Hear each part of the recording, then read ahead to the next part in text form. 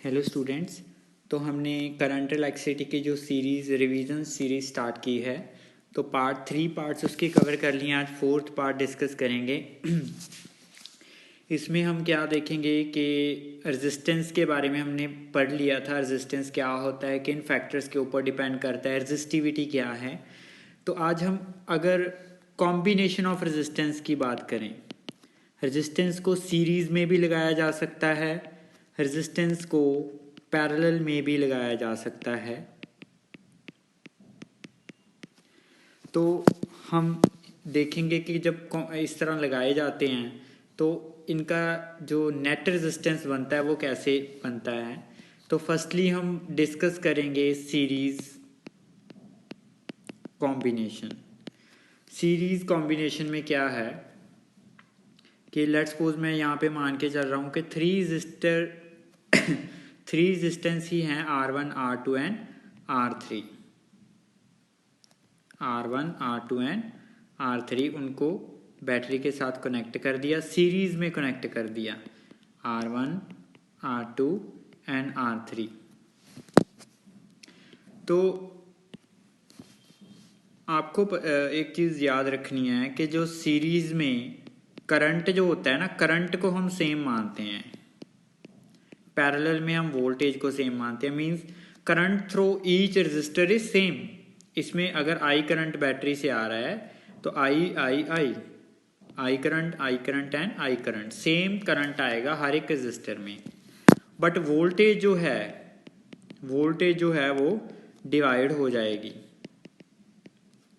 Let's suppose first resistor के across जो voltage है दैट इज V1, सेकेंड के अक्रॉस जो वोल्टेज है that is V2 and third के अक्रॉस जो वोल्टेज है दैट इज V3। तो टोटल जो वोल्टेज हैं अगर बैटरी की जो V थी, तो V जो है that is equal to V1 plus V2 plus V3। तो फर्स्ट रजिस्टर के क्रॉस कितनी है, आपको ओम्स लॉ हमने पढ़ रखा है, V is equal to I into R। तो ओम्स लॉ के अकॉर्डिंग फर्स्ट के क्रॉस V1 जो वोल्टेज है दैट इज I, इसके क्रॉस भी करंट आई होएगा क्योंकि बोल रहा है कि सीरीज में करंट सेम रहेगा। तो that is I into R1। और सेकंड के क्रॉस जो वोल्टेज है that is V2 that is I into R2। ये रफ में नहीं लिखना है, फेयर में ही है ये सारा। और थर्ड के क्रॉस जो वोल्टेज है that is V3 that is I into R3। तो मैं मानता हूं कि अगर इनको एक कंबाइंड मैं मान लूँ, कंबाइंड रजिस्टर मैं मान लूँ, इन तीनों को लगा के जो कंबाइंड मेरी इक्विवेलेंट वैल्यू बनेगी, मैं इसको R इक्विवेलेंट लिख देता हूँ। या सीरीज में लगाए हैं तो उसको मैं RS लिख लूँगा और उसके क्रॉस वोल्टेज जो है दैट इज VS, या पूरी की पूरी V लगा दो। V वोल्टेज है और I करंट है, तो मैं लिखूँगा V is equal to I into RS। अगर इन सारों को मैं कंबाइंड रजिस्टर मान के चलूं तो यहाँ पे वैल्यूज लगा देते हैं। V जो है that is I into R series, RS जो है दैट इज इक्विवेलेंट रेजिस्टेंस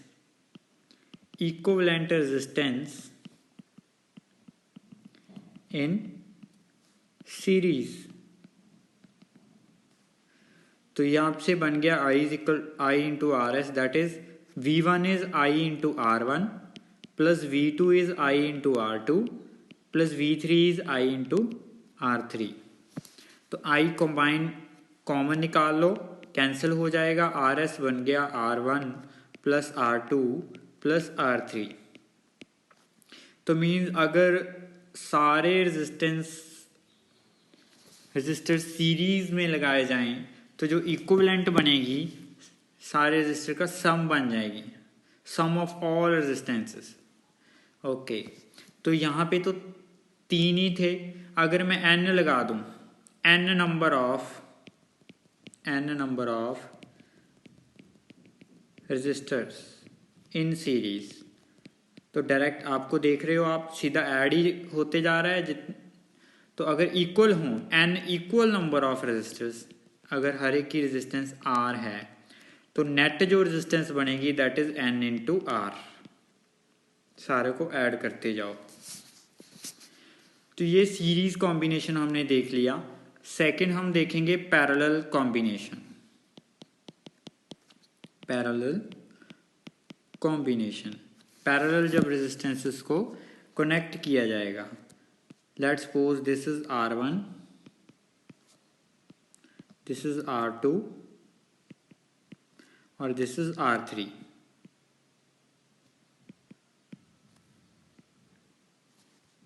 इनको पैरेलल लगा दिया। पैरेलल में करंट डिवाइड हो जाएगा और वोल्टेज जो है वो सेम रहेगी। वोल्टेज सेम रहेगी हर एक रेजिस्टर के अक्रॉस। तो मैं सपोज करके चल रहा हूँ कि करंट यहाँ पे अगर I करंट आ रहा था, V वोल्टेज थी, तो इसमें चला गया I1, इसमें चला गया I2, इसमें चला गया I3। वोल्टेज हर एक रेजिस्टर के अक्रॉस जो है दैट इज V। तो टोटल जो करंट I आया था मेरा that is equal to I1 plus I2 plus I3। Total current जो मेरा आ रहा था मैंने ऐसे लिख दिया। तो हर एक के क्रॉस अभी करंट की वैल्यू देख लें। करंट की value cross first resistor V is equal to I R, Ohm's law में यहाँ पे यूज करूंगा। तो I की वैल्यू आपको पता है V अपॉन R बन जाएगी। तो अगर करंट अक्रॉस फर्स्ट रेजिस्टर देखें I1 that is V upon R1, क्योंकि वोल्टेज सेम रहेगी। I2 जो है that is V upon R2 और I3 जो है that is V upon R3। अगर इनको कंबाइन में मान के चलूँ, इक्विवेलेंट RP मान लिया, उसके क्रॉस वोल्टेज V है और करंट I है, तो मैंने लिख दिया I is equal to V upon RP और वैल्यूज पुट कर दो। V upon RP is equal to V upon R1 plus V upon R2 plus V upon R3। तो ये V कॉमन निकाल के कैंसिल कर दो। 1 upon RP is equal to 1 upon R1 plus 1 upon R2 plus 1 upon R3। ये तो 3 मैं लेके चल रहा हूँ। n नंबर ऑफ 4, 5, 6 कितने भी हो सकते हैं। ओके, तो नेक्स्ट जो है, अगर n हो, n नंबर हो तो वो बन जाएगा R अपॉन n। ओके, तो ये कॉम्बिनेशन था सीरीज और पैरेलल। पैरेलल के लिए ऐड करोगे बट पहले रिवर्स करके ऐड करोगे आप पैरेलल में। तो इसके बाद जो हमारा आता है दैट इज किरचॉफ्स लॉ। ये बहुत इंपॉर्टेंट है। किरचॉफ के 2 लॉ इसने दिए हैं। Kirchhoff's law,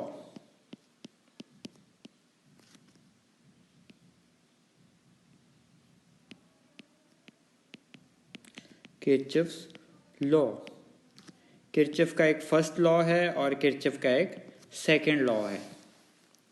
first law 1 bye 1 discuss करेंगे। First law,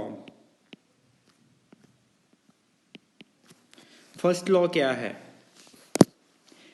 first law of Kirchhoff के फर्स्ट लॉ को हम जंक्शन रूल भी बोल सकते हैं, जंक्शन रूल, और इसको हम लॉ ऑफ करंट भी बोल सकते हैं, लॉ ऑफ करंट भी बोल सकते हैं, किरचॉफ्स फर्स्ट लॉ भी बोल सकते हैं। करंट के रिगार्डिंग है तो इसीलिए लॉ ऑफ करंट बोला गया। क्या है कि जंक्शन रूल क्यों बोला गया? ये कोई कॉमन जंक्शन मैंने ले लिया, तो यहाँ से इस तरह wires, number of wires attach हैं और ये हो गई फर्स्ट, इसमें करंट आ रहा है I1, इसमें आ रहा है I2, इसमें आ रहा है I3। तो यहाँ पे जंक्शन पे आके ये इकट्ठा हो जाएगा, कंबाइन हो जाएगा और इन 2 वायर्स में करंट गया I4 एंड I5। 3 करंट आए, 2 करंट बाहर गए इस जंक्शन में से। तो ये बोल रहा है कि करंट कितना अंदर आया और कितना बाहर गया वो इक्वल होना चाहिए। करंट कितना अंदर आया, कितना करंट बाहर गया, current entering the junction, current entering the junction that is equal to current leaving the junction, current leaving the junction.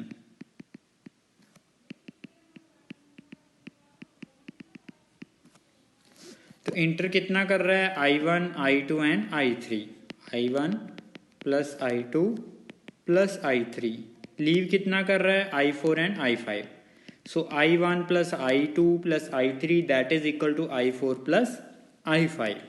और इसकी अगर स्टेटमेंट और दें, डिफाइन अगर और अच्छे से करें तो हम लिख सकते हैं Kirchhoff's first law state that the algebraic sum of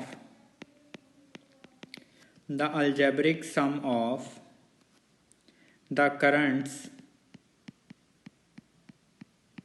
into any junction is 0. Delta I is 0. अगर इसको जंक्शन में सपोज करके चल रहा हूँ तो इसका मतलब अगर I4 और I5 को मैं इधर ले जाऊँ तो ये क्या बन जाएगा, I1 plus I2 plus I3, वो नेगेटिव में चला गया तो उसको हम plus of I4 plus I5 भी लिख सकते हैं. इधर आके माइनस बन जाएगा, ब्रैकेट ओपन करेंगे तो माइनस में ही हो जाएंगे, दैट इज इक्वल टू 0. सम बोल रहा है ना, तो प्लस लिख दो I4 और प्लस लिख दिया माइनस I5, ये माइनस हो जाएंगे दोनों, तो प्लस माइनस ओवरऑल माइनस ही बन जाएगा और अलजेब्रिक सम जो है वो क्या बन गया, 0 के इक्वल.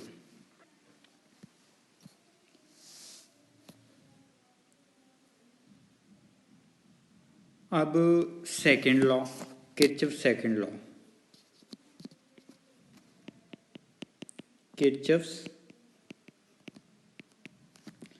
Second law. किरचॉफ का जो सेकेंड लॉ है उसको हम लॉ ऑफ वोल्टेज भी बोल सकते हैं, law of voltage, loop rule, इसको हम लूप रूल भी बोल सकते हैं. कोई लूप क्लोज सर्किट होएगा उस पे ये वाला लॉ हम एप्लीकेबल करेंगे, अप्लाई करेंगे. तो इसकी पहले स्टेटमेंट देख लेते हैं. किरचॉफ्स सेकंड लॉ की स्टेटमेंट क्या है. It states that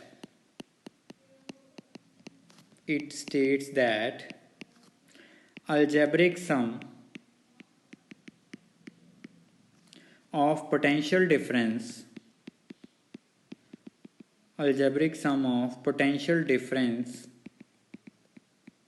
in a loop is 0. Delta V is equal to summation is 0. तो जब हम इसको अप्लाई करेंगे तो कुछ ना इसके लिए साइन कन्वेंशंस हमने बनाई हुई हैं. साइन कन्वेंशंस,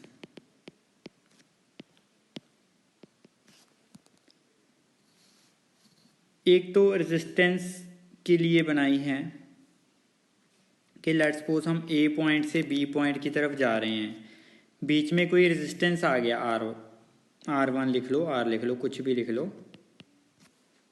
करंट इस डायरेक्शन में जा रहा है. अगर हम ए से बी की तरफ जा रहे हैं, ए पॉइंट से बी पॉइंट की तरफ जा रहे हैं, तो हम पाथ अगर इस तरह है, ए टू बी हम जा रहे हैं, तो करंट भी इधर ही जा रहा है, in the direction of current. तो in the direction of current जो वोल्टेज है वो हम मानेंगे फॉल हुई है. पोटेंशियल मीन डेल्टा वी, अगर वी ए ये है, वी बी ये है, तो इन द डायरेक्शन फॉल होने का मतलब कि वी ए जो है वो वी बी से बड़ा था. जब ए से बी की तरफ गए, इन द डायरेक्शन ऑफ करंट गए, तो पोटेंशियल फॉल हुआ है, तो वी ए बड़ा हो गया. तो डेल्टा वी जो आएगा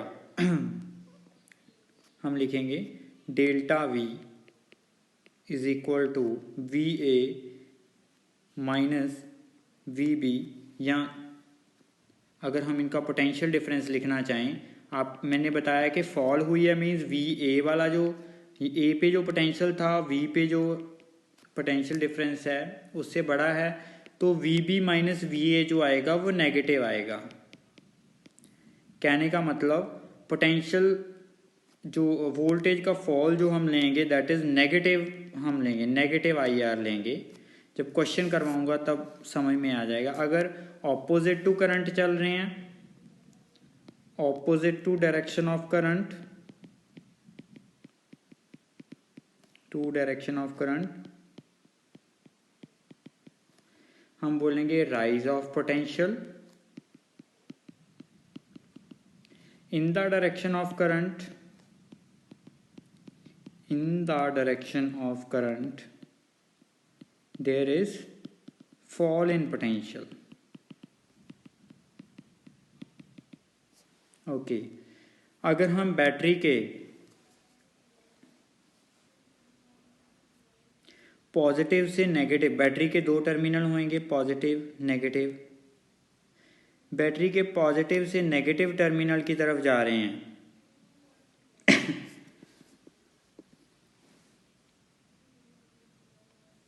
तो पॉजिटिव लेंगे, नेगेटिव से पॉजिटिव की तरफ आ रहे हैं तो हम नेगेटिव लेंगे। मैं ना क्वेश्चन करवाता हूँ इसका, फिर समझ आ जाएगा आपको। ये मैंने इसका थ्योरी क्वेश्चन से ही समझ आ जाएगा आपको। ये 10 ओम का रजिस्टर है, ए पॉइंट है, यहाँ पे बी पॉइंट है, ये 5 ओम का है, ए बी पॉइंट हो गया, यहाँ पे सी पॉइंट हो गया, ये 20 वोल्ट की बैटरी लगी है, यहाँ पे 35 वोल्ट की बैटरी है, और इस तरह ये C, D point, E point, F point, R3 इसको बोल दिया। करंट देखो, मैंने माना इस बैटरी से करंट आया इधर से I1, इस बैटरी से इधर से करंट आया I2, तो यहाँ पे चलेगा I1 प्लस I2। फिर जब यहाँ पे पहुँच गया, जब इस पॉइंट पे पहुँचा तो इधर फिर I1 आया था, I1 चला गया, और इधर I2 आया था, इधर से I2 चला गया। तो मुझे बताइए कि I1 एंड I2 की वैल्यू क्या होएगी, I1 और I2 की वैल्यू क्या होएगी। अब मैं लूप रूल लगाऊंगा, अभी आपको थ्योरी समझ आ जाएगी जो मैं साइन कन्वेंशन लिख रहा था। लूप रूल अब समझ में आ जाएगा। लूप कैसे बनाएं, किरचॉफ्स वोल्टेज लॉ के अकॉर्डिंग लूप कैसे बनाएं। देखो आंसर इसका, पहले मैं ले लूंगा ए बी, मैं यहां से कंसिडर करूंगा loop A B E F, फिर ये वाला मैंने क्लोज लूप ले लिया, ये जो पिंक में आपको दिख रहा है ये वाला मैंने ले लिया। तो अभी लगाएं, ए पॉइंट से शुरू हो जाओ, इन द डायरेक्शन ऑफ करंट चल रहे हैं, 10 ओम के अक्रॉस वोल्टेज का ड्रॉप होएगा या राइज होएगा, मैंने अभी बोला था इन the direction of current fall of potential, means उसको हम नेगेटिव लेंगे। तो इसके क्रॉस कितनी वोल्टेज आएगी, V is equal to I into R ही होता है, तो I कितना जा रहा है I1 10 ओम में से, और इसका रेजिस्टेंस कितना है 10, I into R, I into 10, और in the direction of current चल रहे हैं तो उसको लिख लो नेगेटिव। ओके अभी हम चलते चलते यहाँ पे आ गए, देखो इधर से I1 वाला भी करंट आ रहा है, उधर से I2 वाला भी करंट आ रहा है, तो क्या करें, 5 ओम में से कितना करंट जाएगा I1 और I2, तो in the direction of current ही चल रहे हैं, तो फिर वोल्टेज का ड्रॉप होएगा, पोटेंशियल ड्रॉप होएगा, तो हम लिख लें V is equal to I into R होएगा। I कितना है I1 प्लस I2, R कितना है 5 ओम, और उसका ड्रॉप होएगा तो नेगेटिव लगा लिया। इधर चलते गए इस तरह, और हम यहाँ पे पहुँच गए नेगेटिव टर्मिनल पे। अभी नेगेटिव टर्मिनल से पॉजिटिव टर्मिनल की तरफ जाएंगे, नेगेटिव टर्मिनल से पॉजिटिव टर्मिनल की तरफ जाएंगे तो हम प्लस लेंगे। बैटरी के नेगेटिव टर्मिनल से जब पॉजिटिव टर्मिनल की तरफ जाएंगे तो हम V को जो है पोटेंशियल को हम पॉजिटिव लेंगे। तो यहाँ पे 35 है, 35 वोल्ट, तो उसको हम लेंगे पॉजिटिव, इज इक्वल टू 0 करना है, इज इक्वल टू 0 करना है। तो फर्स्ट रूल की बात होगी, कौन सी लूप हम ले रहे थे, ABEF ए पॉइंट पे वापस आ गए। ये हो गया क्लियर।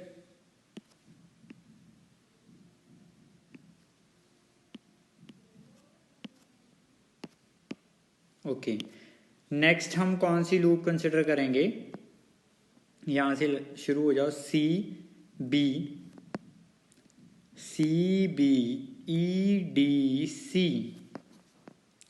सी पॉइंट से स्टार्ट करो, सी पॉइंट से स्टार्ट करो। यहाँ पे कोई भी रेजिस्टेंस नहीं आ रहा तो चलते जाओ, बी पॉइंट पे आ गए, फिर इधर आए, इधर अगर आए तो आई वही आ गया 5 वाला। इन द डायरेक्शन ऑफ करंट हम कौन सी लूप ले रहे हैं, CBEDC। यहाँ पे आगे 5 ओम पे तो ये बन गया I1 प्लस I2 इंटू 5, और वो negative in the direction of current.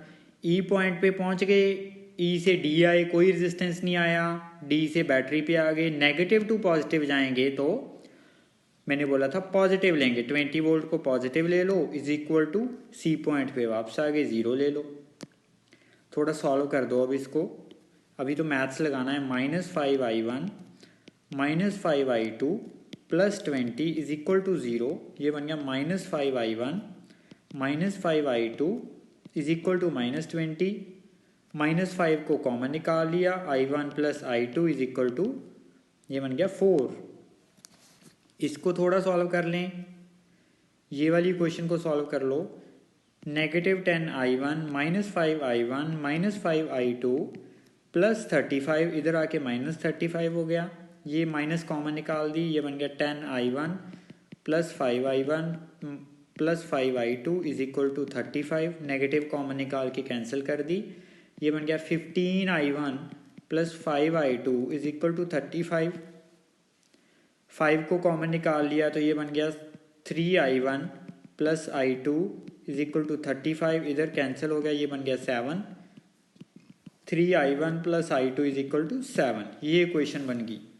तो मेरे पास 2 इक्वेशंस आ गई, तो इनको अगर सॉल्व करें, एलिमिनेशन लगा दो, कुछ भी लगा दो, नेगेटिव नेगेटिव नेगेटिव कैंसिल हो गया, ये बन गया -2I1 -3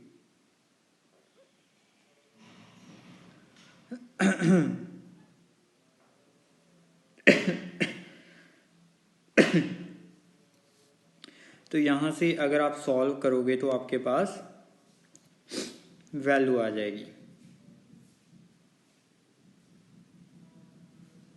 I1 की वैल्यू आ गई 3/2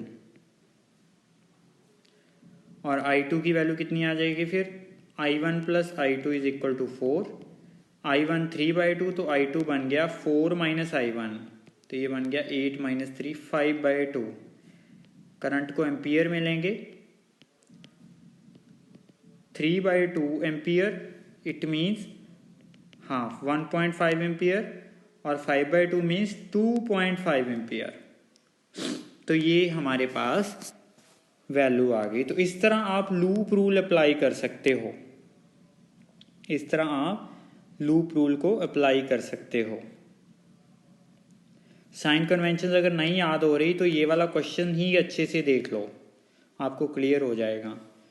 अभी इससे रिलेटेड कुछ और 1-2 टर्म्स और हैं, इसका एक पार्ट और बनाऊंगा मैं, इस पार्ट को ज़्यादा लंबा नहीं करूंगा। एक तो होता है EMF, जिसको आप बोलते हो इलेक्ट्रोमोटिव फोर्स, और एक होता है terminal potential difference. Terminal potential difference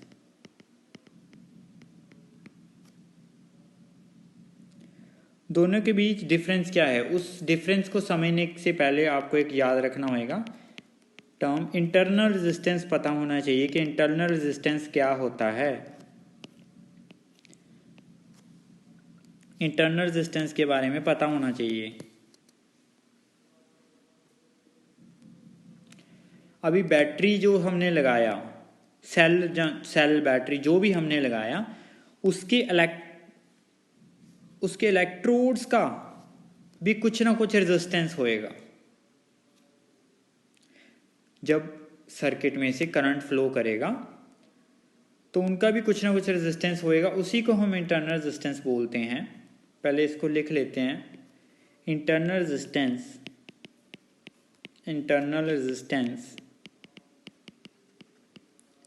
of a cell is defined as the resistance offered by the electrolyte and electrodes of a cell when electric current flows through it, जब इसमें से current जाता है।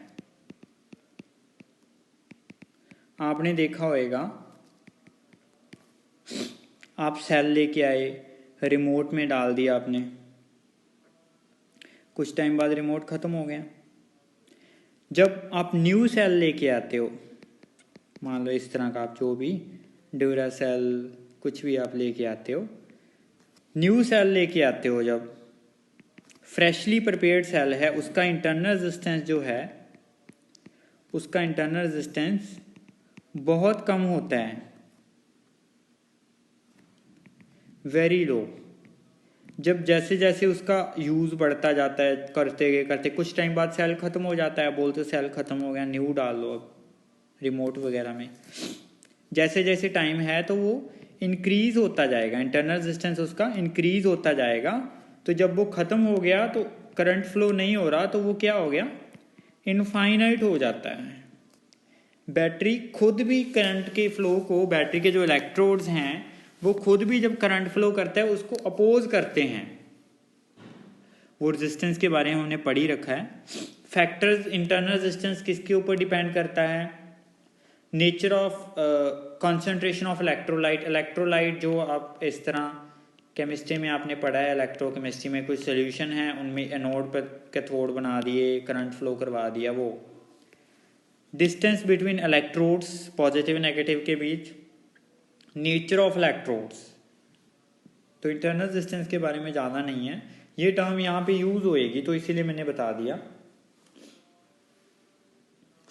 Okay, terminal potential difference और EMF, electromotive force के बीच क्या difference है। एक तो मैंने, ये सेल है मेरा, मैंने रख दिया, अभी सर्किट में कोई कनेक्ट नहीं किया, बस मैंने ऐसे ही रख दिया इसको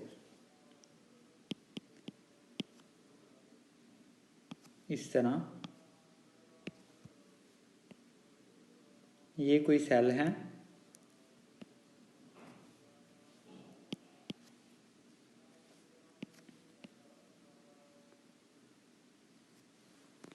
इसको मैंने कनेक्ट नहीं किया, बस ऐसे ही मैंने रख दिया। अभी इसका एक ये टर्मिनल है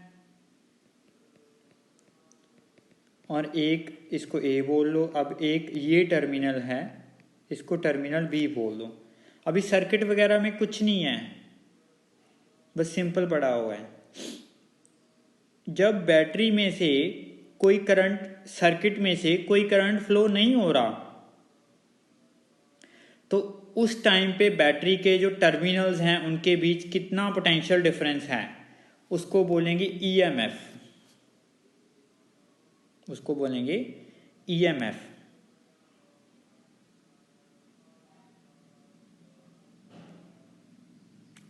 और जब इसी बैटरी को मैंने लगा दिया किसी सर्किट में, ये रेजिस्टेंस लगा दिया, इस तरह सर्किट में लगा दिया, तो अभी इसमें से क्या होने लगेगा, करंट फ्लो होने लगेगा। तो अब अभी इसका इंटरनल रेजिस्टेंस भी हो गया, इंटरनल रेजिस्टेंस भी आ जाएगा क्योंकि करंट फ्लो होने लग गया। तो अब इसके टर्मिनल के बीच कितना पोटेंशियल डिफरेंस है उसको हम बोलेंगे टर्मिनल पोटेंशियल डिफरेंस। तो टर्मिनल पोटेंशियल डिफरेंस के बारे में लिख लो, it is the potential difference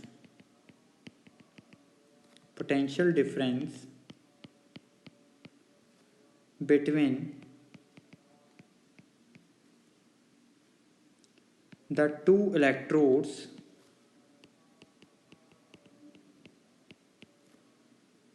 of a cell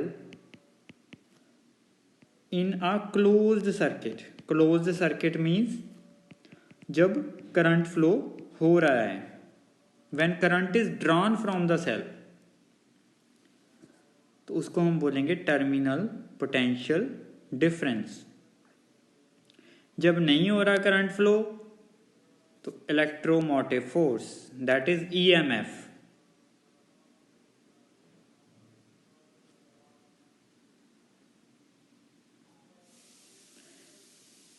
next एक इंस्ट्रूमेंट है जो आपके सिलेबस में है, दैट इज व्हीटस्टोन ब्रिज। इसको हम नेक्स्ट वीडियो में करेंगे और इसकी एक डेरिवेशन है और इसका एक प्रूफ है, वो हम अच्छे से करेंगे। आज की वीडियो में हम इतना ही करेंगे। जो दूसरे इंस्ट्रूमेंट्स हैं, स्लाइड वायर ब्रिज हो गया, पोटेंशियोमीटर हो गया, वो बोर्ड के सिलेबस में नहीं है। थैंक यू, आज इतना ही करेंगे।